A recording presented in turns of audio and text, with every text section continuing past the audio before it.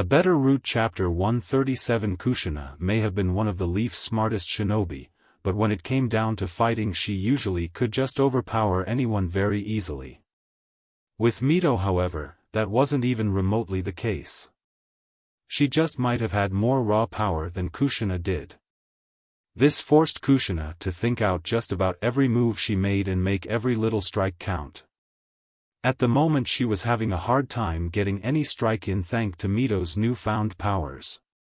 Kushina was primarily a fire elemental, although she did know a few decent water jutsus as well.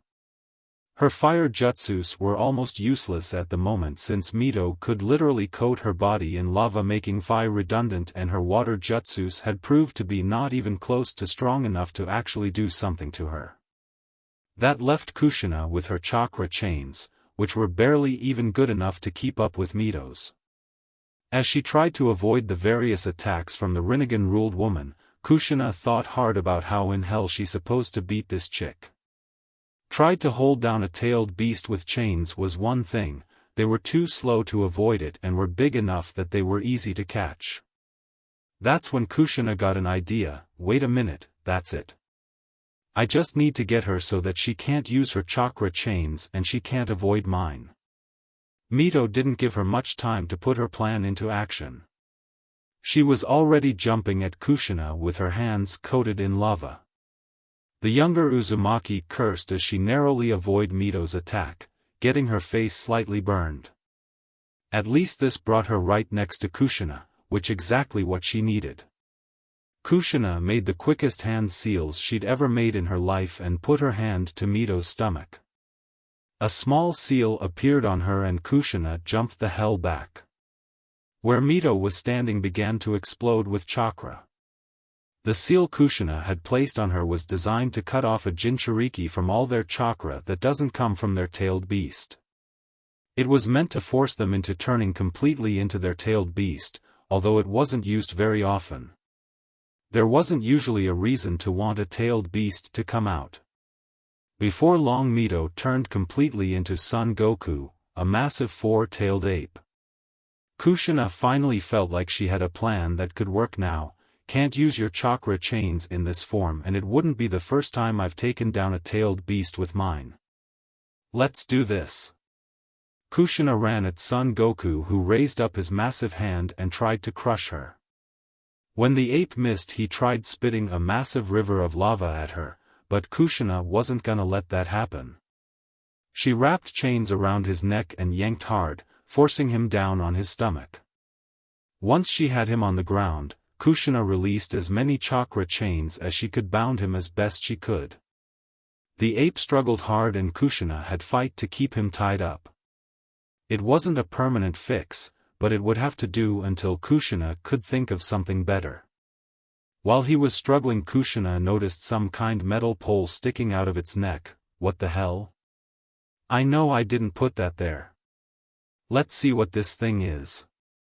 She wrapped one of the chains around the pole and prepared to pull it out, but a particular Uchiha noticed what she was about to do. Kushina felt some kind of vibrations coming from ground and saw some kind of massive statue rise up. Before she even knew what was happening, some kind of massive kicked up and sucked Son Goku into the statue's mouth. Tuhia glared at Kushina. You are going to be a problem. Kushina shrugged. Yeah, it's kind of my specialty. Tuhia jumped off from the statue. If I thought you were worth my time I might try and take care of you myself. Kushina scowled. You could try, bitch, but you'd be the one who's not worth my time. Tuhia's eye began to twitch. Oh, I'd do more than try. Your lucky foo is my main goal right now. Kushina watched as she jumped away and mumbled to herself, that is one fucked up woman. B was currently busy with a tailed beast of his own, one who he'd only fought before in spars. Granted, they weren't supposed to have been sparring, on A's orders, but they really didn't care. Now B was thanking his lucky stars they'd done those spars, because it was making this fight a lot easier on him. Both of them were in full-on tailed beast mode now and they were doing a hell of a lot of collateral damage to the area around them. It was a badass fight to be sure, many ninjas were going to be sad they missed. B was using everything in his arsenal to take the oversized kitten down. He decided make sure the huge cat couldn't see anything, so he took in some chakra and aimed his head at the two tails, blinding ink mist. The 8 tails released a black mist right in front of Matatabi, name of the 2 tails if you don't know, blinding the creature. It tried to look around and see but soon found a tentacle coiled around her. Remember, while Fukai is a guy, Matatabi is a girl, leg. It pulled hard and forced Matatabi to bury her face into the ground. Gyuki's fist come out of the mist smashed into her cheek. Matatabi gave low and bit down hard on her opponent's arm. B yanked it back as he yelped in pain. Ouch, now that was just cruel, seriously kitty cat, not cool. Matatabi just continued to growl and jumped back. She began to gather up some kind of black chakra at the base of her mouth. B didn't have to wonder about what that was. A-tailed beast bomb, yo? Is that really necessary? I know you always hated my rapping, but your temper don't need to be flaring. Matatabi didn't respond, just kept gathering chakra. B scoffed, well fine then. I'll just show you how it's done, fool, ya fool. He began to gather up chakra for tailed beast bomb of his own, only at a faster rate than Matatabi did as he had more experience. The attack launched at the same time and caused a massive explosion. B knew the Matatabi probably wasn't able to see at the moment and so he rushed at her as fast as he could. He got his arm up under her neck and went into his signature move, the lariat.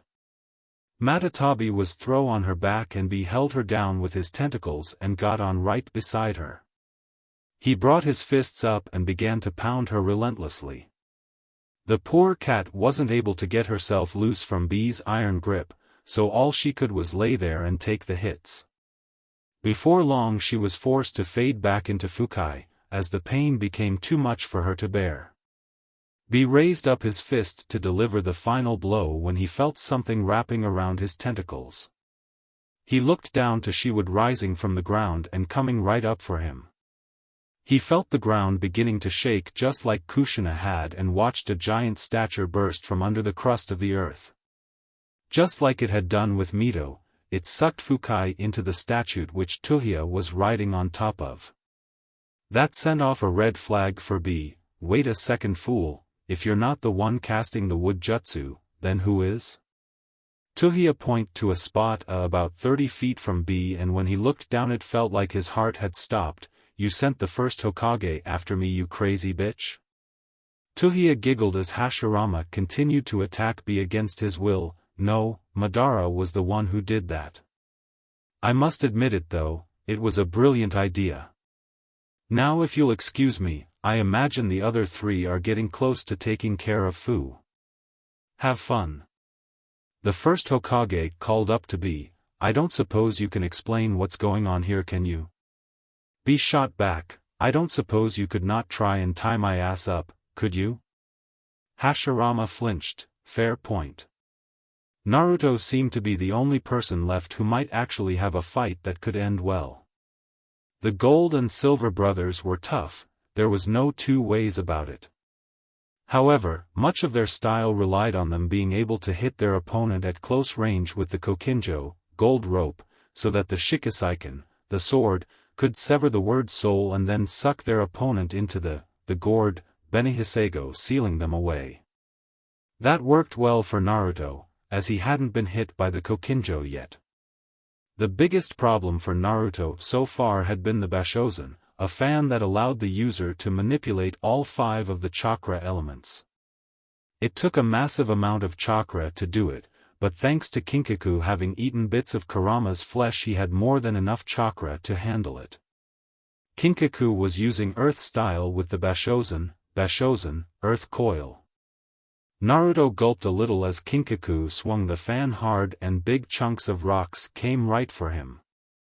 He jumped to the side and started to create a Rasengan in his hand, but channeled wind chakra into it as well. Once it was a perfect Rasen Shuriken, he hurled it right at Kinkaku. Let's see how you deal with this.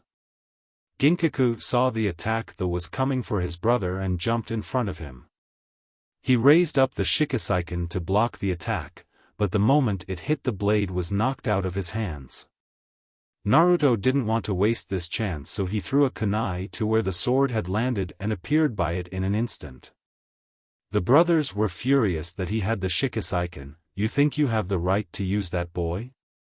We know these weapons better than anyone. Naruto chuckled. Yeah, that's why the only one who got hit with the Kokinjo was Ginkaku when I sent Kinkaku flying at him with my Raisengans. The Kyuubi suddenly got an idea. Wait, Kit, that's it. I know who you can get rid of one of these guys. Make a bunch of clones to keep the occupied and do exactly as I say. Naruto wasn't used to being led like a blind man, but figured he shouldn't be yelling at Kurama at a time like this. He did as he was asked while his clones handled the brothers. First he said a bunch of weird words, held the sword in a freaky way, said a bunch of other weird words, and waited for something to happen. Okay, now what? Kurama told him, you have to get Ginkaku to say his most used word, that's what. Naruto raised an eyebrow. His most used word, huh? I think I have an idea what that is. Just give me a second.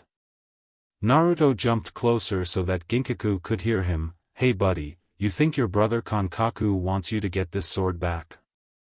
Ginkaku snapped, you idoid, his name is Kinkaka. Naruto watched as the gourd he was holding began to shake. Ginkaku dropped it and started to run, but it was far too late for that. He started to scream as gourd sucked him inside and stopped his rampage. Kinkaku could only watch his brother's fate being sealed. Ginkaku. You bastard, you started the process of sealing him right under our noses. You're going to pay for this. Naruto was just glad one of them was gone. Well, it's 1-on-1 now. I hope you're stronger than your brother was. Kinkaku charged at him, you son of a bitch. See you in the next one.